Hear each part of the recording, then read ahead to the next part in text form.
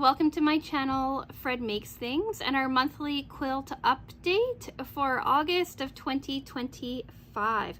Today we are talking about quite the stack of quilts for you. So to make it easier, we are going to have timestamps. They are on the screen in the description box and as chapters in the video. So if there's something that you are specifically interested in, feel free to skip around and check out those timestamps. They are going, but the order of what we're talking about today will be as follows. Part 1, this year's temperature quilt.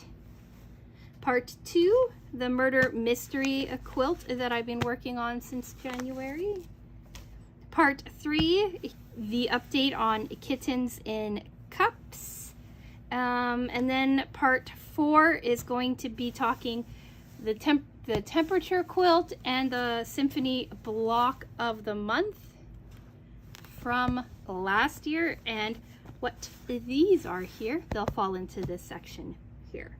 And then I guess part 5 is our final thoughts and sign off. So I'm just going to remove the quilts to make it easier to talk.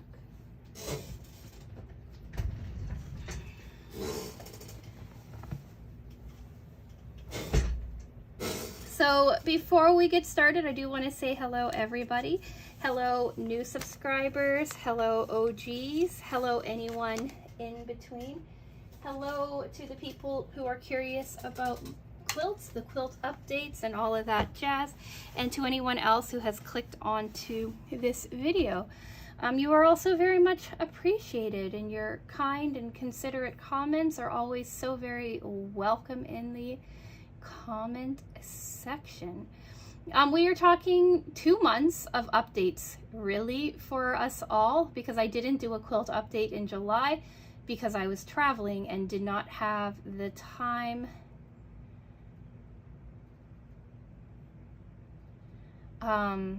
to get the quilt up or finished and ready to go in July, right? So we ended up missing a month, but now we are back talking about all of the quilts. So let's get into part 1, the update on the temperature quilt, this year's temperature quilt. If you haven't seen my channel before, I've been doing temperature quilts every year. Well, this is my 3rd year doing temperature quilts. Last year I followed somebody's pattern. This year I am doing my own, and basically what it is, it's 3.5 inch half square triangles done with a high and a low, done in a rotating pattern so that you get a really cool finished pattern as you're working on it. This is August's temperature strip up until, I don't know, the 11th, I think. So 1, 2, 3, 4, 5, 6, 7, 8. Oh, up till the 9th. I'm sorry. I'm filming this on the 12th, so it's interesting that I didn't do an extra couple of days on it, but it's up until the 9th. This purple tone is the hottest temperature that we have on this strip anyway. And it's the hottest temperature that normally comes into Connecticut. It's 31 to 35 degrees Celsius. The conversion is on the screen for you. And then the green here is the lowest that we had this month, which was, that's 20, 30,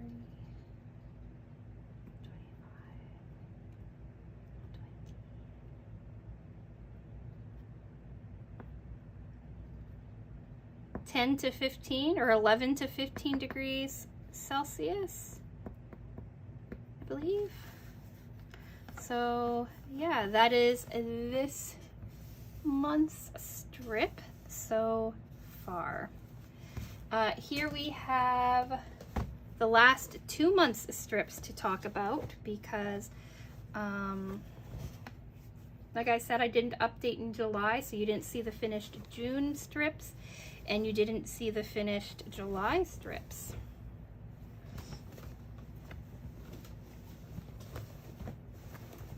Should I have had this ready to go before starting the video? Probably. All right.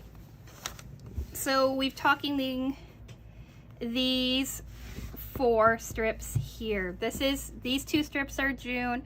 This is June 1st to 15th. This is the 16th to the 30th. This is the July 1st to 15th, and this is the 16th to the 31st. So here's the one side. It is a kaleidoscope of color. After being in so much green and blue, we've really hit these like oranges and yellows and fun colors like that. Early June, we were still kind of starting to see hitting closer to like 5 to 10 degrees, right? 5 to 10, 11 to 15, or 6 to 10, 11 to 15, 16 to 20, 16 to 20, 21 to 25, 26 to 30, and then 31 to 35. So that is quite like the kaleidoscope of color. Over here, right into the middling of the months, right towards the end of June, we have our first above 35 degrees, so 36 degrees and above white, creamy white temperatures. We had 2 of them towards the end of June. I've never ever in the 3 years that I've been doing this had to go into the white tone to show like a extreme in the temperature. So we got the 2 whites here, and then we have 3 whites down here at the end of July as well, which is crazy to me. Like, we've never had that happen before. So here is a photo of it laid out on my kitchen floor, hopefully without cats. I haven't taken the photo yet. For you to see kind of the whole color scheme coming together. I think it's really, like, I was uncertain about it when the new colors were starting to come in, but now that I've been working with it for a little while, I'm really liking how everything kind of works together. I'm liking how, like, you can see the squares form and the kind of like the consistency in some of the colors and all of that jazz. I'm not liking how hot it is. I don't like how hot July was. I'm not liking how hot August has been, and I did not like how hot the end of June got either. But I am a cool weather person, I think. And what I also wanted to say is, if you saw June's temperature quilt update, you saw that I added the 1 month in June, or the 1 week in June, and it turns out I sewed that on wrong. So this whole row here I had to redo because for some reason I had my colors flipped, and I had all of my no, I shouldn't say that. I had my pattern flipped.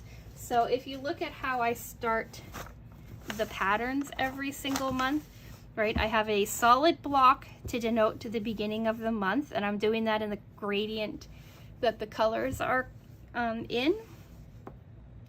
And then what I did is I accidentally had this block turned so that it matched this block up top here, I think. Something like that. So this whole top row shifted and looked funny. Here's a photo of what I'm talking about from last year, from the photo that I took for June's temperature quilt. So you can see kind of what I mean when I say I messed up. So I had to redo this whole row first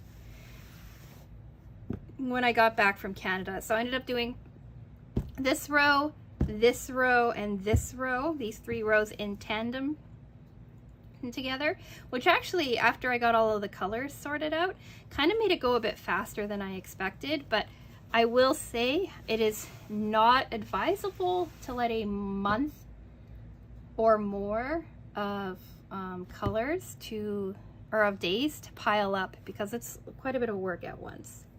It's much easier, like I do 3 or 4 days piled up together, depending on what I'm working on and depending on what color is in my sewing machine, like the thread and stuff. But usually I let 3 or 4 or maybe 5 days pile up, usually no more than that, so that I'm not like spending hours. Like I spent like probably like 5 hours or something just working on getting this all caught up. So that is the temperature quilt, caught up to August, what did I say, 9th, 7th? 1, 2, 3, 4, 5, 6, 7, 8, 9th, up to August 9th. Huh, that's quite the change, huh? So this is the very beginning of the temperature quilt here, and then this is what we're working on right now. That's a lot of blue to a lot of like orange. It's kind of neat. Anyway, on to part 2. Murder Mystery Quilt. So today, as you see, this is the next month that the Murder Mystery Quilt is, or the next clue is out. So I can only show you July's clues. The clues come out second Wednesday of the month, and then you have until the second Wednesday of the following month to get it finished and posted into the Facebook group that they have for bonus clues. Basically, so what this is it's the Murder Mystery Quilt. That's just what it's called. I have it linked down in the description box for you if you want to go check them out. But every single month they have a like story and a quilt that you work together in tandem, and then the story is supposed to give you hints, or the quilt blocks can give you hints to who the killer is in the story. And this month, or this year I should say, we are talking Murder in Machu Picchu. This is July's blocks. If you want to see the previous blocks, those are all in all of the all of the quilt updates from before. But the story is basically about an archaeologist who always ends up solving murders, or like a murder she wrote kind of story, I would say. And she's currently trying to solve the murder of someone that she was familiar with while on a dig in Machu Picchu. So I read her story. I'm completely caught up, and it is an interesting little story. So that's been fun to read. I read it on the plane coming to or going to Edmonton and coming back. It was a pretty easy read. I probably could have sat down and read it all in like 2 hours. And I'm really looking forward to today's, as this is posted, story and quilt block. So for July, we were given the option of doing 2 quilts, either two blocks, either this block here that you see in front of you. I don't remember what the orientation is, but I have my computer right here, so why not just look? I have it oriented correctly. So it was the option of this guy here, which I really, really like. I like red, white, and black together, and I really like this pattern overall. And it was the first time that I've done a checkerboard, and besides like a couple of little issues, I think the points are really good. Like this might be my cleanest like points like this that I've ever done, which is saying something because I made this as I was having horrible difficulty with my sewing machine. And then the other option was this guy, guinea pig. Like, how cute is that? We've been doing a lot of foundation paper piecing in this quilt, and I'm fairly new to foundation paper piecing. But this guy, I didn't even do a practice run. I just kind of went ahead and made him, and I think he turned out so, so cute. This is the this is the fabric that was originally set aside for, it's called Feline in the color key, right, that we had to put together. And it was supposed to be for that golden puma from my last update too, but I wanted to use that shiny gold stuff for that. So it's worked out really well in my guinea pig. I'm so proud of him. I left the paper on because it takes forever to pull paper, but yeah, that's these 2 blocks for the Murder Mystery Quilt. So we're 7 months in, and I am just so excited. If you are interested in the murder mystery quilt yourself, I would say it's probably too late to want to join, if they even have it open still for this year. But they are going to start taking sign-ups for the new one, I believe in October or November. So when I know when that's happening, I will let you all know. But like, how cool are these? And how nice is it that I had enough fabric to be able to make both of them. Only one of them is going to make it into the quilt, but I wanted to try my hand at doing this checkerboard, and who can resist doing a guinea pig? Like, really, it's so cool. I'm so excited for this quilt. Part 3, Kittens and Cups. So this is my ongoing project for my quilts. So instead of having like definitive deadlines to try to get quilts done, I decided that this year I'm gonna, like, I have a list of quilts I'm working on, and I'm gonna work on the blocks and stuff like that in between all of my other projects. So Kittens in Cups is moving a bit on the slow side, but I did get 3 more blocks done. So this was the first block I made. I'm making 24 blocks, I think, 22 blocks. This is the second block I made. Second and third blocks, I made these at the same time. Speaking of kittens. Hi, baby cat.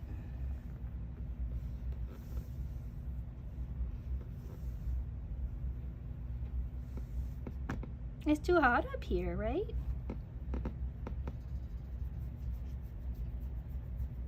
I need all of the space to talk, so Junior's gonna have to get down.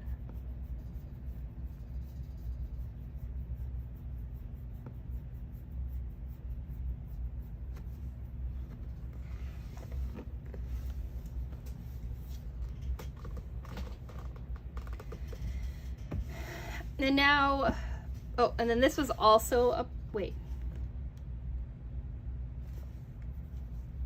I may have made these 3 blocks in tandem,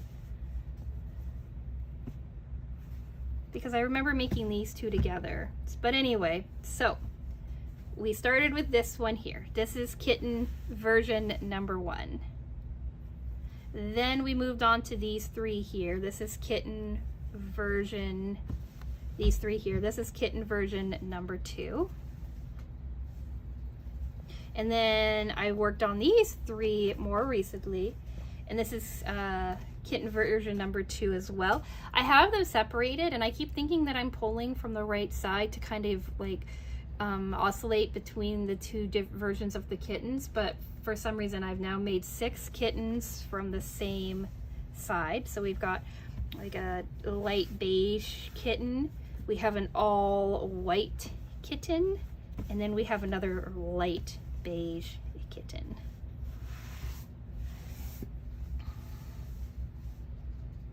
I don't know what's going on with that, but we can always fix it later. And then these ended up both having white tails because for some unknown reason I've either ran out of or lost this light beige material, and I miscut a few things, and so I ended up having to do white tails on the both of them. But I'm really liking how random they're all starting to like look. Random but the same, right? I took my time pairing up the cups and the handles and stuff like that so that no 2 cups and handles are the same.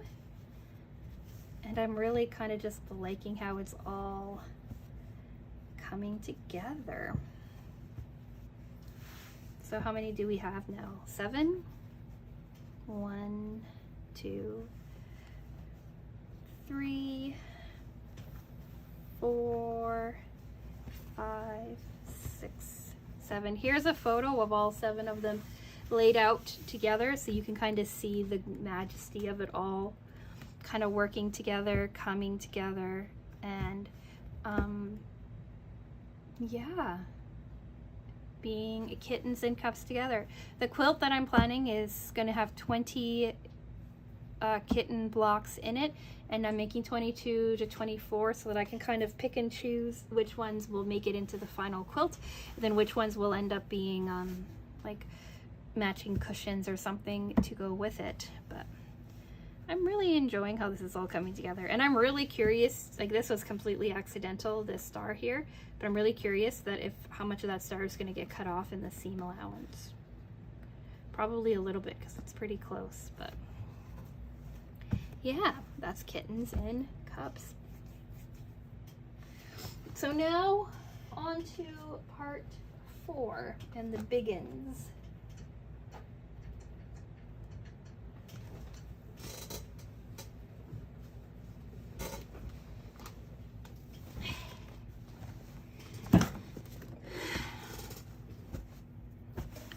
Temperature quilt and symphony block of the month are done, and I'm so happy with them. Here is the temperature quilt. Here's the end of it, like the last couple of weeks of it. I want you to kind of see how, the swirling goodness of the pattern that I chose for the block, and like how pretty is that backing fabric. But we did kind of like a really fun open kind of swirl to kind of like make it feel like it's kind of like wind or something kind of working its way through. Like I really love that swirl. I cannot, if you're not catching it well on camera, I'll insert a photo of it. But yeah, I think it's so cool. I did the binding. It's not perfect, but I'm pretty happy with it. And here it is. Here's a quick video of it being unraveled by my husband. And then here's just a photo of it kind of hanging out so you can see. And then here is a picture of the back of it. So again, you can see the glory that is the backing fabric that I chose. It's called Stonehenge wide back, and I can't remember the color, but it's obviously purple. And here, if there needs to be any more photos, here they are of the temperature quilt. Like I think it's so pretty, and I'm so happy with how it turned out. The other thing I wanted to show you is that I actually put a label on it. I got these labels from Rose City Originals, and I'm going to show them to you when I'm done showing you both quilts. I haven't filled it out yet, but I plan on washing it first, drying it, and then getting a really nice fabric, like permanent kind of fabric marker for it so that it doesn't go anywhere. But that's this one. I did the binding out of the same material as the backing fabric, and I think it just adds just like a little bit of fun to the quilt. So happy with it. And then here is the symphony block of the month quilt. Here is a video of my husband unraveling it for you, and here is a video or a photo of it kind of being held up so you can kind of see it in its glory. What I didn't realize, I realized this a couple of months ago when I was ironing it all out and laying it all out and looking at photos, but it's like they have a slash of light running through it. So you've got like darker on one side, a darker on the other side, and then this beautiful like diagonal slash of light color on it. I think that might be where the word symphony comes from with it, but I think it's just so pretty, and I'm amazed that I'm actually the one that managed to complete it all together. Again, I don't know if you can see it very well on camera, but we did a really big swirly kind of stitch for this one too, and it has hearts in it, right? So it's like these big swirls with hearts and stuff on it, and it's so pretty.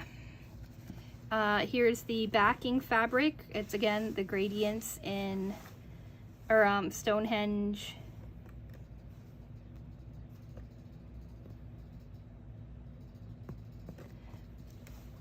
Stonehenge in wide backing in their black version. But I don't know if you can tell in camera, but like, look how pretty this heart is. Oh, it's so nice. The swirls and stuff. Again, I attached another quilt label to it. I did binding in this gray, right? That's part of the Symphony Block of the Month quilt kit. It was one of the only intact, or one of the only binding materials or fabrics that I had enough of left to do binding, because I was kind of having fun working with some other projects with some of the leftover stuff. Thought I had set aside binding fabric, but I don't know if I did. I couldn't find it. And I played binding chicken with this too. Like, I had enough fabric to cut one more strip, but I decided, oh, I'll just add it if I have to. And here's a photo of them laid together to show you how much my overlap was. And here is a photo of the little piece of fabric that actually was left after the binding. I do not recommend playing binding chicken. It was not fun. But if you followed the journey on this last year, you know, not all of the points are perfect. There is a lot of like trial and error with this. This was my very first like follow along a pattern kind of quilt. And I am just so overwhelmingly happy with it. Here's any extra photos that I think that you might want to see with it. If there are, I don't know.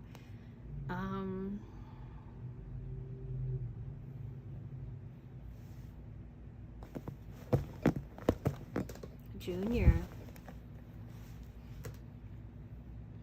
But I'm very, very happy with how it turned out. It is roughly a twin size, so it came out to about the size that they said it should be. And yeah, I think that's all I want to say about the quilt. Again, I'm just so happy with it, and I'm surprised it took me so long to actually bind or finish these quilts up. But I did use my a 1/4 inch.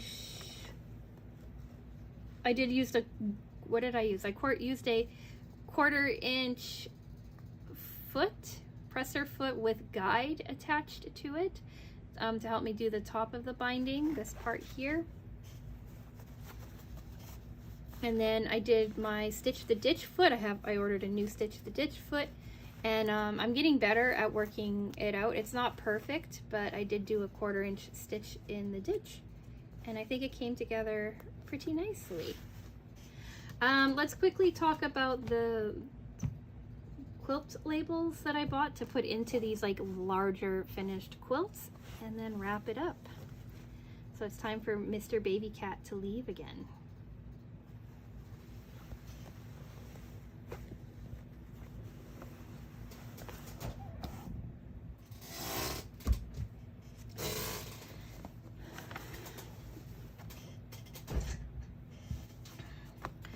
So Rose City Originals, I follow him on Instagram, right? Chris, he's from, I think, the Washington area, Seattle possibly, and he's a quilter. He does a lot of stuff with AccuQuilt. He does this really cool community quilt project that he's been working on for the last few years. He sells some of his stuff too. He's got patterns, and he might have a couple of quilt kits, I'm not sure, I can't remember, and he definitely sells some of his own fabric that he designs. He's a pretty cool guy. Rose City Originals, I'm sure you've probably heard of him or come across him if you do any sort of quilting, following Instagram, sewing kind of content. But he's come out with labels. He has 2 versions. He's got this one here, which says, right, made with love and lots of tea, or made with love and lots of coffee. And then they have like things, right, that you can mark your quilt with. And then they also, on the back of them, they have like care instructions. So you cut them out, fold them, and then you just tuck them into your binding as you're quilting, or as you're finishing up the binding, and they're really cool. These ones here are the tea and coffee version, but they also have like a more grown-up version, we will say, right, which is like made with love and lots of curse words and stuff like that. I chose the coffee ones just to be cute and wholesome, I think, but you know, both of them are really cool. You get 3 of them, not 3, 6 of them for the price that you see on the screen. Not a whole heck of a lot of money when you think about it, but I ordered 2 sets, so now I have 12 of these to work with in the future, and I think that's really, really cool. So I just wanted to give that a shout out too, that I ordered these while I was away and I got to add them to my quilt. One of the reasons that I hadn't really finished my quilts was A, I was waiting for like a stitch in the ditch foot that I liked, and B, I wanted to get labels for my quilts, and I couldn't decide what I wanted. And then when when Chris said that he had his available again, I was like, yes, those are the winners. So yeah, I think they're pretty cool. So let's say final thoughts, part 5. Final thoughts and sign off. So the block of the month from last year is done. Symphony is done. The temperature quilt from last year is also done. All that's left for them is to get thrown into the washer. Kittens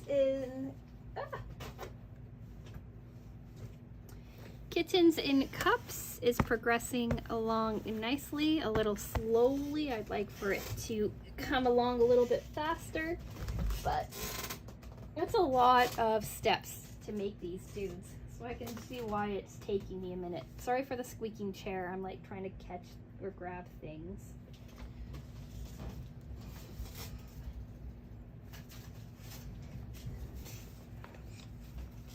I'm loving the murder mystery quilt, like how much fun these blocks are and how much fun making all these animals has been.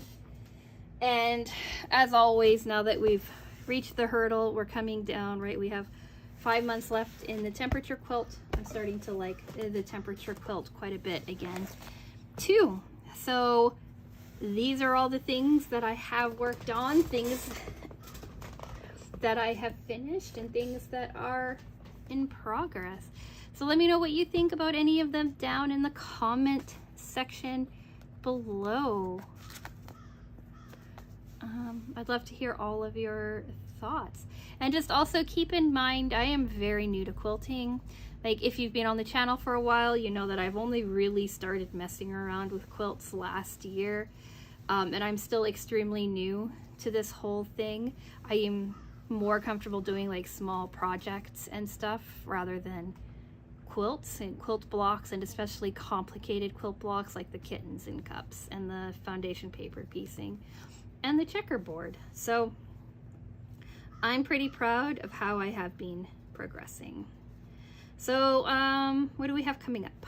Friday is undecided. I have a hooks and needles box that I just received in the mail that I could do for Friday, but I don't know if I want to, because I just did our project review video on Monday, so that might end up having to wait until next Monday. I'm undecided about that. So it's hooks and needles or something else. Monday is going to be hooks and needles or something else, depending on what Friday's video was. Wednesday's video is Sewers Club, a project review for August, and then Friday is our Mary Maxim project review for July. And let me just say that the yarn for that project is fine, so it's been interesting working with it, but the project, it requires us to do 36 like little flowers, we'll call them, right, while stitching them together at the same time, and they are taking me forever. Each little flower's on average about an hour and a half, 2 hours, depending on how distracted I get while I'm making them. And I've been working on them for what, 10 days now ish, and I am on flower number 22 of 36. And then you have to count all of the flowers that, or all of like the little things that you have to fill in. So I might not actually get the full size of the project done for next Friday. It will still be a Friday video. We'll talk about however far I make it, but yeah, it's been kind of crazy. So do think about subscribing if any of that interests you. You probably don't want to see a kitten, but come here, baby cat. I know there's no space. So yeah, think about subscribing if any of that interests you, if you want to follow along to see what is happening. If you want to follow along with the temperature quilt and all the other quilts that I've been kind of working on through the year. And yeah, like the video if you've made it to the end, like the video if you like the projects, or just like the video to like the video in general. And with all of that being said, I'm going to say thank you so much for watching, and I will talk with you again soon. Bye!